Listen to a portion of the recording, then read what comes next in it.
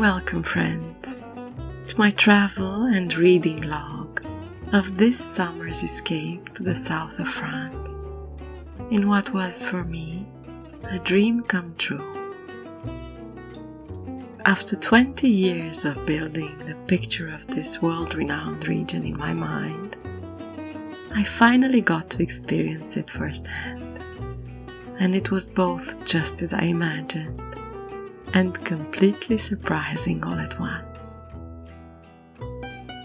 I naturally had to start preparing for my trip with a good stack of books, something that reflected my curiosity for the classics and the contemporary alike, the deep-rooted tradition of French literature, and the surprising view of foreign writers who felt inspired by the magic of the South.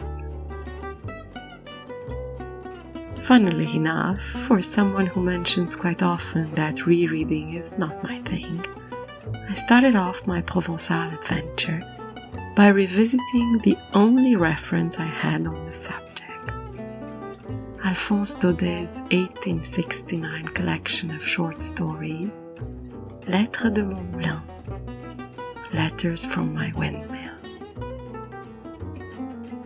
I first read it as an adolescent, and always kept a fond memory of it as being the perfect summer French book. The second time around was even better.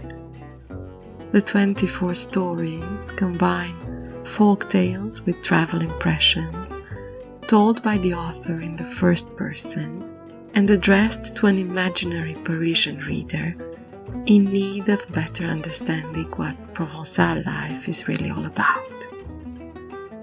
How can I not imagine him speaking directly to me? With every chapter I felt closer and closer to the rhythm of the land. It's somewhat nostalgic that nothing would be quite like it once I got there. To my great surprise, 150 years had not changed the fundamentals. The kindness of the people, the rough yet fascinating beauty of the scenery, or the authentic taste of the produce. Everything was waiting for me, just as he describes it in the beginning of the book. I'm writing to you from my windmill, with the door wide open to the brilliant sunshine. In front of me, a lovely sparklingly lit pine wood plunges down to the bottom of the hill. The nearest mountains, the Alpi, are far away, their grand silhouettes pressing against the sky. There was hardly a sound to be heard, a fading fife, a curlew calling amongst the lavender, and the tinkle of mules' bells from somewhere along the track. The Provençal light really brings this beautiful landscape to life. You can find the book free in its English translation on the Project Gutenberg website. I'll link it below.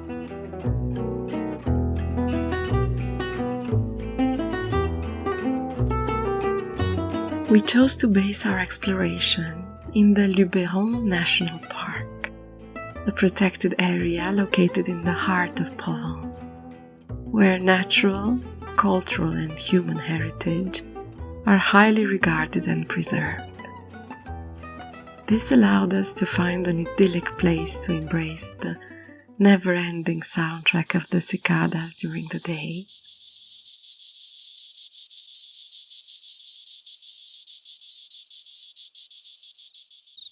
and bathe in the silence of the moonlight at night.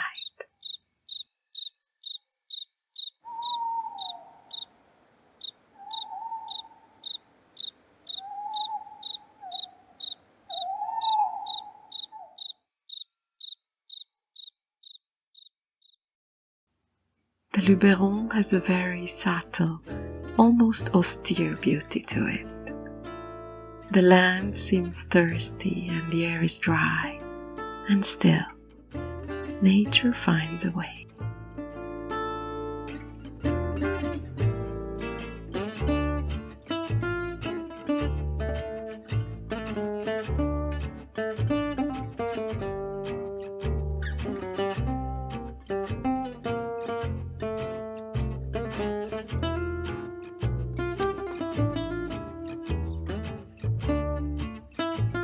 The great attachment to Provençal nature is what defines the works of the next author I discovered. Jean Giono is seen as one of the greatest promoters of Provence of the 20th century. Born and raised in the village of Manosque, he was a self-taught man.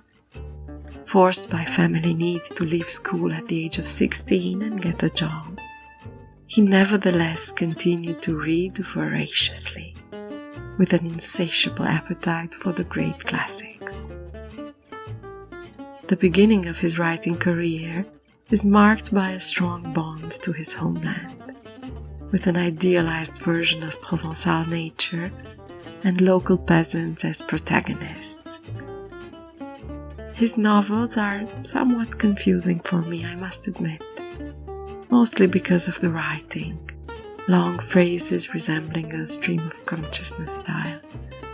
But I have found great joy in one of his most internationally acclaimed works, the allegorical tale L'homme qui plantait des arbres, the man who planted trees, who tells the story of one shepherd's long and successful single-handed effort to reforest a desolate valley in the foothills of the Alps near Provence, throughout the first half of the 20th century. He'd been planting trees in the wilderness for 3 years. He'd planted 100,000 of them. Out of those, 20,000 had come up. Of the 20,000, he expected to lose half, because of rodents or the unpredictable ways of Providence. That still meant 10,000 oaks would grow where before there had been nothing.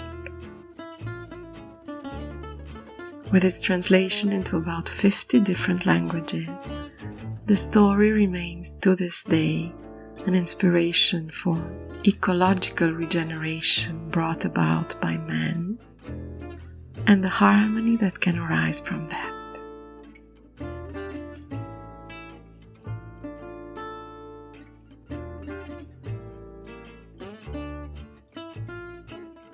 One of the greatest gifts that nature offers in Provence is olives. So I decided to learn how to make a classic dip to serve for the apéro or evening drinks with friends. La tapenade. Invented in 1880 by a local chef in Marseille, the tapenade is traditionally a mix of black olives, capers and anchovies, blended with olive oil into a fine puree. As with most traditional recipes in France, in order to call it tapenade, you need to observe some strict proportions. 70% black olives, 3% capers, and 0.5% anchovies. Which I'm not convinced I did. However, I can report that about 150 grams of pitted black olives, 3 tablespoons of capers, and 9 small anchovy fillets make for an exceptional tapenade that you can enjoy with any type of crackers and veggies you like. A little taste of Provence with minimal effort.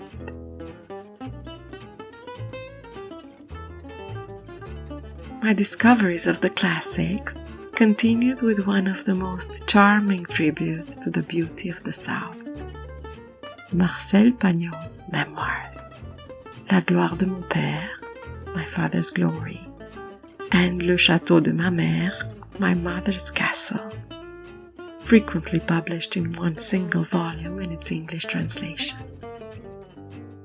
Pagnol was a French novelist, playwright and filmmaker, member of the French Academy, and generally regarded as one of France's greatest 20th century writers. Born near Marseille in 1895, the eldest son of a schoolteacher and a seamstress, Marcel Pagnol spent his childhood summer holidays in a family country home located in the quiet Provençal village of Lettres, now a neighborhood of suburban Marseille. This is the backdrop of his childhood memoirs, written in 4 volumes, the first 2 being more well known and mentioned here. While the tone of the writing is very much Huckleberry Finn style, the humor and self-mockery make the reading quite zestful. The quiet life of a very settled middle-class family, seen through the eyes of a young boy looking for adventure and excitement, in a sleepy village where old men spoke of hunting and women made fruit preserves for winter. This is Provence in the olden days, and it will charm you right from the start. A classic read that I would recommend for everyone. I discovered that day that grown-ups could lie just as well as I, and it seemed to me that I could no longer feel quite safe with them.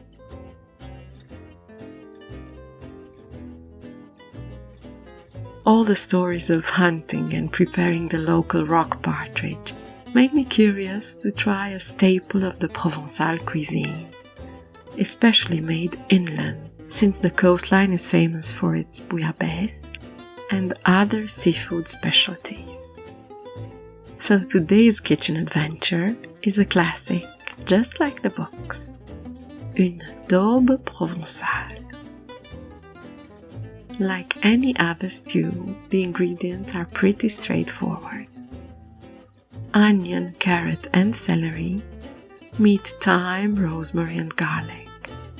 I lost my bay leaf along the way, but if you have it, by all means.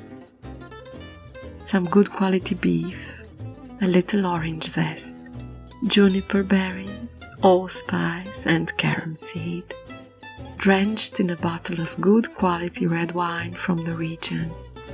A nice Cocteau will do the job.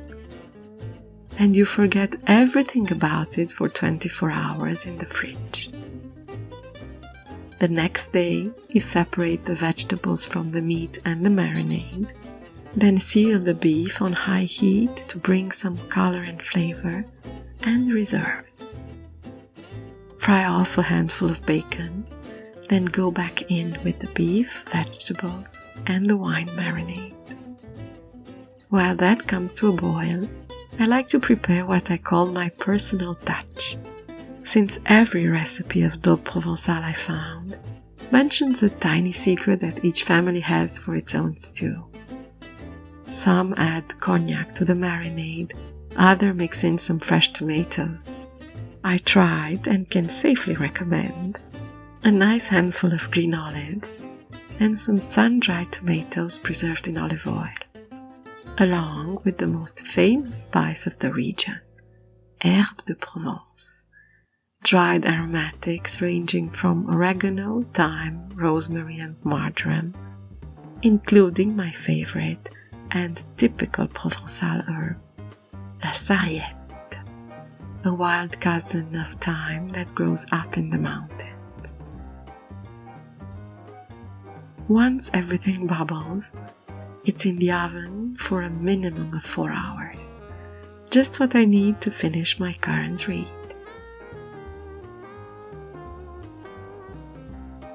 This is typically served with boiled potatoes, but I chose some barley instead, and the combination works wonders.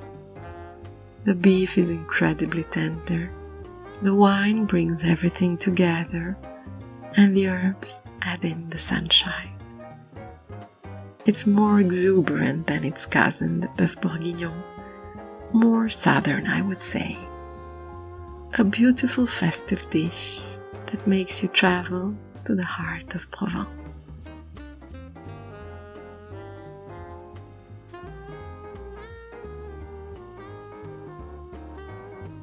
As a linguist, I cannot help but feel fascinated by the history and mystery of Provence when it comes to language. For some, a dialect of the Occitan language spoken in the southern half of France, for others a language of its own, with a grammar and vocabulary that have been recorded since the 11th century, the Provençal is a never-ending debate. And if the earlier mentions of the language are from the time of the troubadours, the glory days have been identified with the personality of Nobel Prize laureate Frédéric Mistral. As always, the motivation of the Nobel Prize jury from 1904 says it all. In recognition of the fresh originality and true inspiration of his poetic production, which faithfully reflects the natural scenery and native spirit of his people, and in addition, his significant work as a Provençal philologist. I must admit I'm not very drawn to his masterpiece, the epic poem Miro. So I am currently reading his memoirs, Mes Origines. Written as the recollections of an old gentleman looking back at his youth, the memoir continues, or should I say precedes, even if I'm not reading them in chronological order, the vibes of Alphonse Daudet and Marcel Pagnol, when it comes to the blissful years of childhood and the charming folklore of the region. I'm looking forward to the chapters about his more mature years and the process of writing his most famous works. This is, without a doubt, a very rich resource in understanding the subtle Provençal culture through the words of its most ardent supporter. When the good Lord begins to doubt the world, he remembers that he created Provence.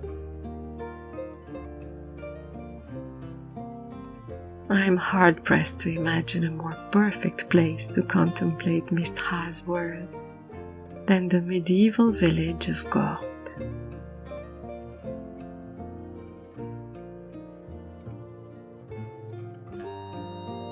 Elected as the most beautiful village in the world in 2023 by the American publication Travel and Leisure, Gordes is undoubtedly a gem perched up a Provençal hilltop.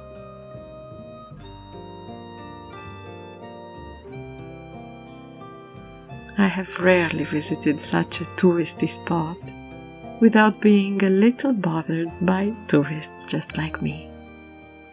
Yet there is a special energy in this village that makes people slow down a little and appreciate the exceptional moment they are living. Walking up and down the narrow streets, marveling at every picture-perfect view, there is a subtle humming sound, the gentlest of music, or maybe the illusion of it, as if the family crest of Frédéric Mistral was coming to life in each stone and every drop of water.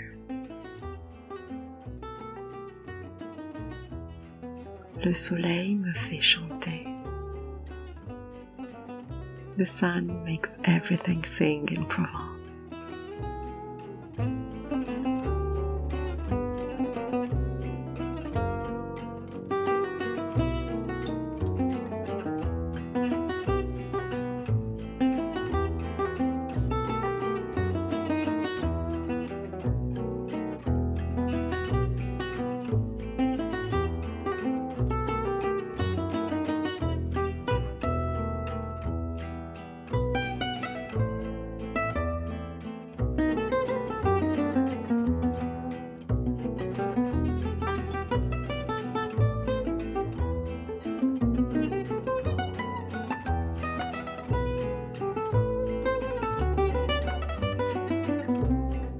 hope you've enjoyed this first journey to Provence with me, and maybe you found some inspiration to discover a few French classics. All of the books I mentioned are translated into English, many of them already in the public domain. Next time, we'll round off this Provençal adventure with some contemporary authors and a little more sightseeing. Until then, enjoy your summer reading and your holiday rituals.